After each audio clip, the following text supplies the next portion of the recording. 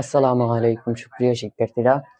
এখন আমি তোমাদের সামনে নিয়ে চলে এসেছি অনুশীলনী 2.2 এর তোমাদের 7 নং প্রশ্নের সমাধান। দেখো এখানে বইয়ে দেওয়া আছে তোমাদের যে a = 6, 7, 8, 9, 10, 11, 12, 13 হলে 7 থেকে 9 পর্যন্ত সমাধান করতে হবে। তো আমরা এখন 7 নং প্রশ্নের সমাধান করব।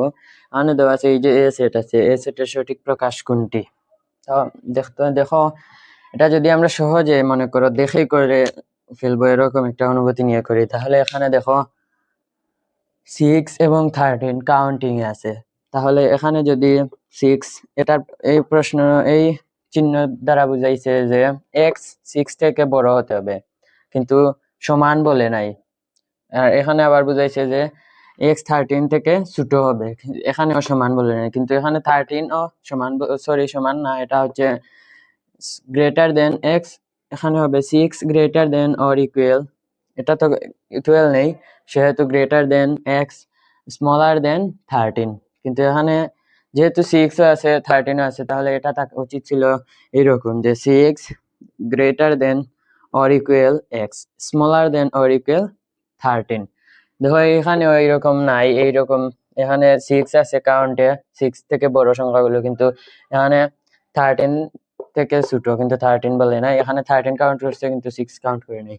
অর্থাৎ এটা তোমাদের আনসার হবে তোমাদের গ নাম্বারটা। দেখো 6 এবং 13 দুইটাই কাউন্ট করছে, অর্থাৎ গ নাম্বারটা হবে তোমাদের আনসার। তাও আমি তোমাদের করে দেখিয়ে দিচ্ছি।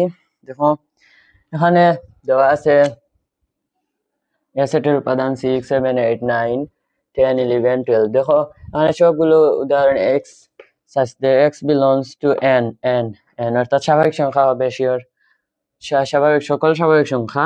এবং আমরা লিখতে পারি যে 6 থেকে বড়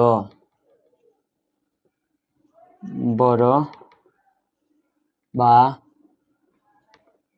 সমান, এইটা হচ্ছে এইটা 6 থেকে বড় বা সমান, অথবা 13 থেকে ছোট বা সমান সংখ্যাগুলোর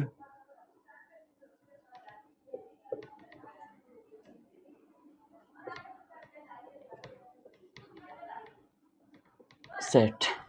তো এটা এই তোমাদের গ নাম্বার, তো এটা হচ্ছে তোমাদের সমাধান। আশা করি তোমরা বুঝেছো। আসসালামু আলাইকুম ওয়া রাহমাতুল্লাহ।